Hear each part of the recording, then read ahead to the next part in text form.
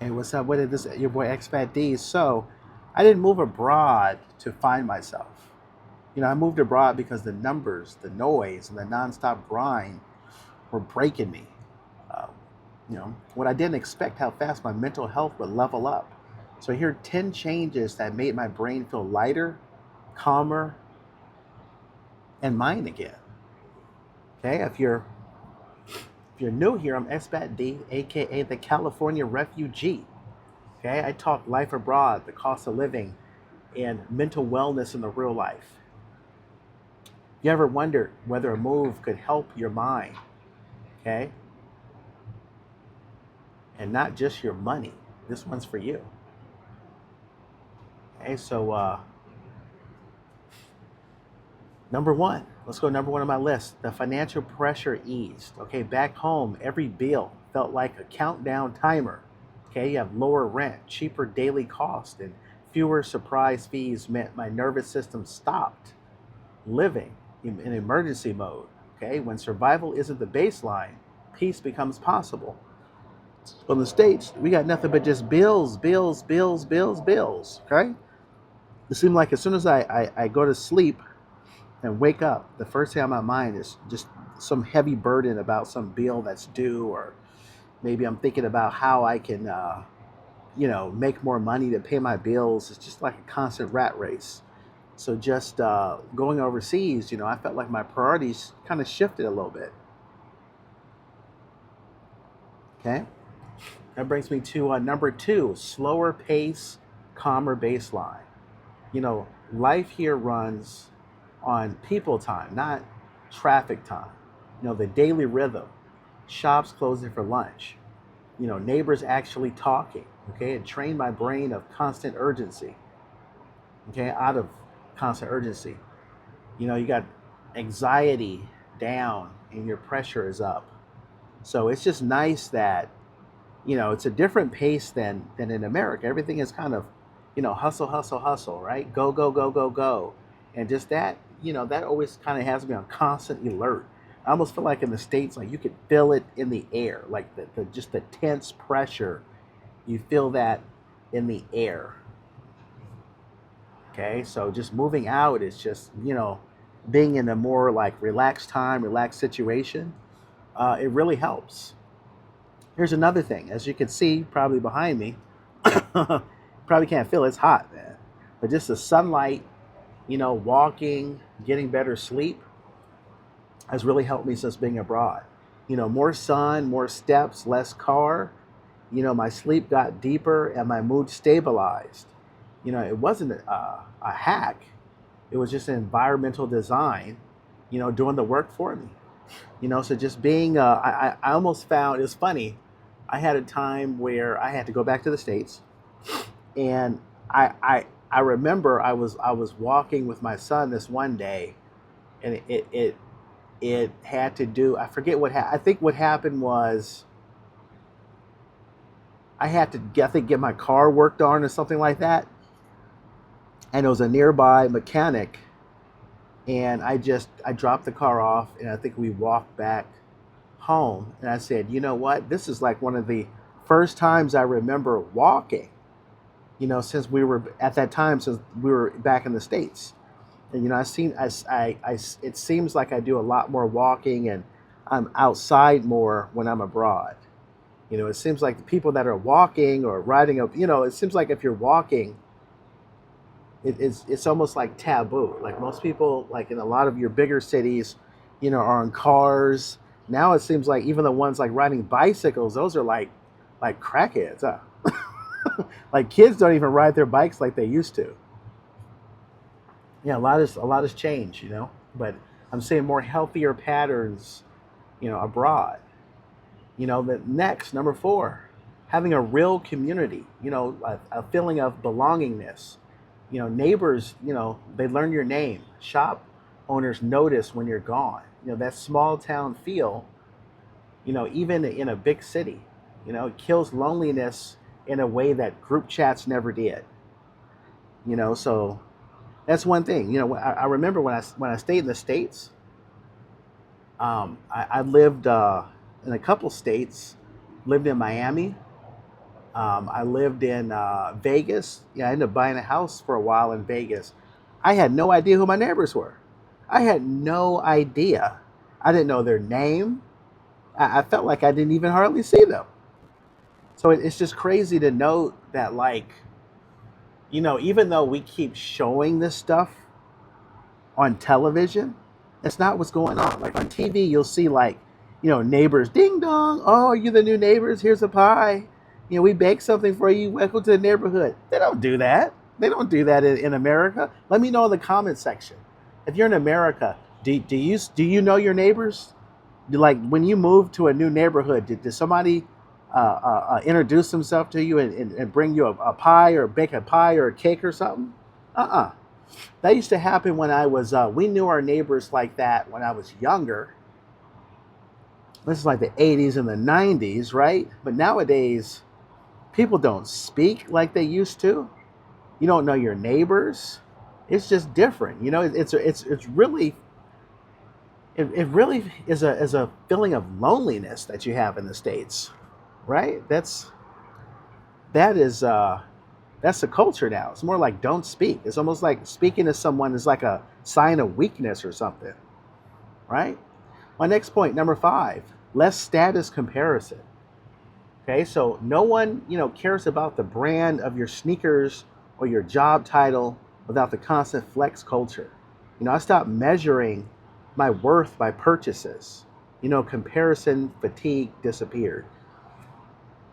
For example, I mean, I drive a decent car, where I live, but nobody cares. I haven't heard really anybody. I don't feel like if I had a car that was a little bit older, I don't feel like I'd be judged. The same, I remember when I was living a couple years back in China, I didn't even have a car. I had a scooter. And imagine this, you didn't even have to pay for gas. Okay, I bought that scooter new for I think around $400 or $500. And then I ended up, that's it. You just charge the battery. There's nothing else to pay. And I didn't even notice I didn't have a car because I was just excited that I was able to still get around in the States. I was able to get around. And whether I had a car or not, I didn't notice. It seems like only that this pressure is something that just like internalized with the States. I don't know why people in the States feel like everyone is judging them and everyone cares so much about what you're wearing and they care so much about what you drive. And I don't think people really do. Like, let me know in the comment section, do you really care that much about what somebody else's drives or what someone else is wearing? Or is this just something that's just embedded in us that we believe that everyone cares so much about what we have? And even when you get those things, right? I don't think people even care. I remember when I was so concerned about buying a house, and I finally bought a house. This is some years back when I was living in Vegas. We didn't even have anybody come over. We had this big old house, like 4-bedroom house, literally for like the 3-4 years I lived there. We might have had 2 people like come over. And that's including like when my family came from out of state. Like we didn't like all this big deal, and we didn't even have anyone even come over the house. So why? What was worth that big mortgage and all that stuff and hoops and holler that you got to go through? You don't even have the community. I didn't. All right, number 6, purpose. Purpose over hustle. Okay, I traded overtime, okay, for meaningful work and service, teaching, volunteering, creating. My self-worth detached from output, okay? And the Sunday scaries, retired. So I really changed, just, I noticed that there is so much pressure in the States. I remember when I was in the States, there was so much pressure for me to get a doctorate degree. People said, oh, like this is back when I used to teach in higher education. They said, oh, you need to have a doctorate. Oh, someone might come and Somebody may come and become the new president of the university and say, everyone that doesn't have the doctorate, you gotta go. You gotta go. And if you don't have one, you're gonna lose your job. You're gonna lose your job. You're gonna lose your job, right? And I'm just like, just all that hustle and bustle, and even doing so didn't even make sense. Some of those doctorate degrees is like $70,000, and even at the school I was at, they was only going to pay us like an extra $5,000. So what type of fool, what type of idiot would sit here and pay $70,000 to make five? To make five, it would literally take you, like what, over 10 years, to even get a return, to even get your money back. That's ridiculous. But yeah, but being out of that rat race, it really helps free. It really helps free somebody. Okay, number 7. This helped my mental health. Just simpler, fresher food. No more eating at Dollar Tree, right? Eating them Hot Pockets, right? Hot Pocket, Hot Pocket, right? No more of that. I'm able to go to markets, with fresh produce and home cooking and stable energy and stable mood, fewer spikes. So that really helped, getting a clearer head. Okay, and then I'll go to number 8.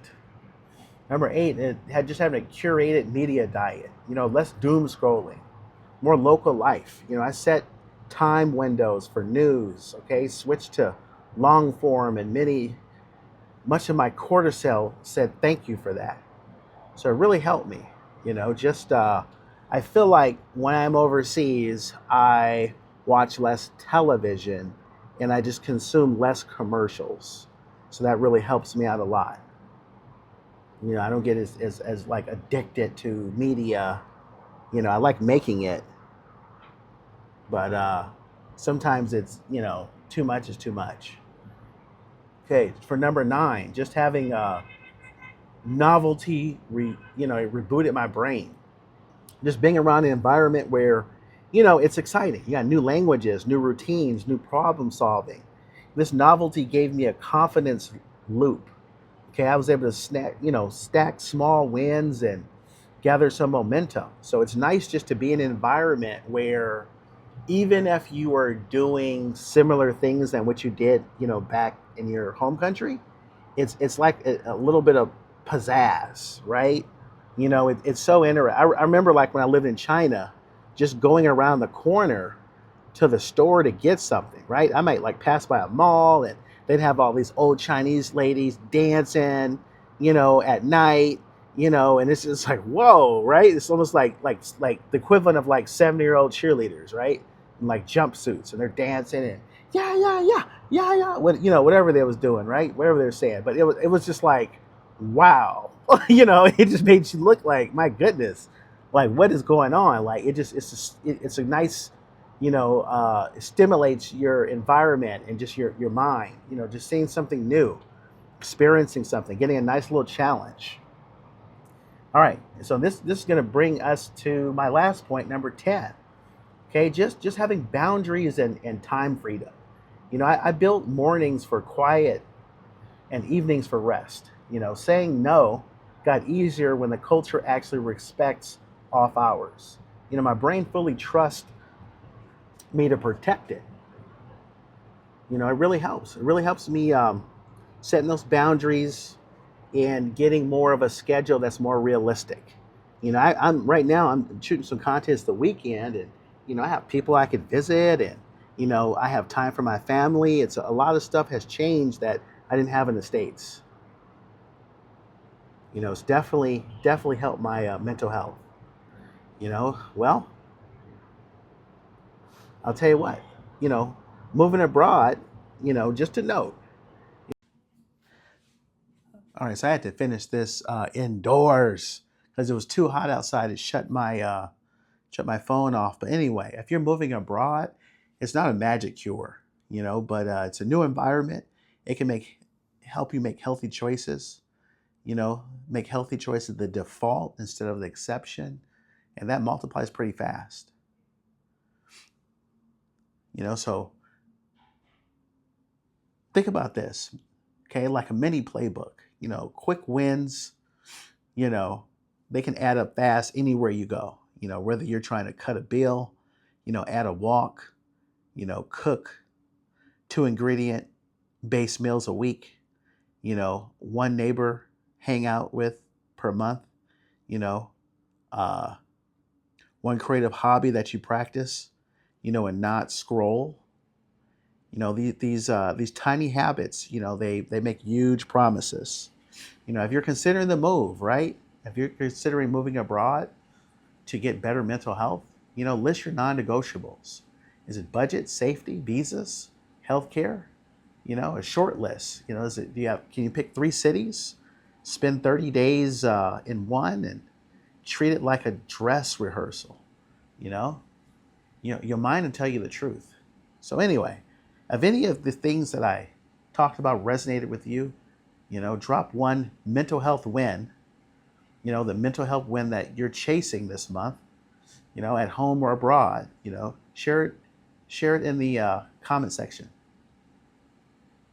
If you liked the video, if it helped you, subscribe for more unfiltered life abroad and practical mental wellness tips. Share it with someone who needs to hear this, and hopefully you'll make a plan. So let's like, subscribe, get this channel to grow. I'm Expat D. Peace and I'm out.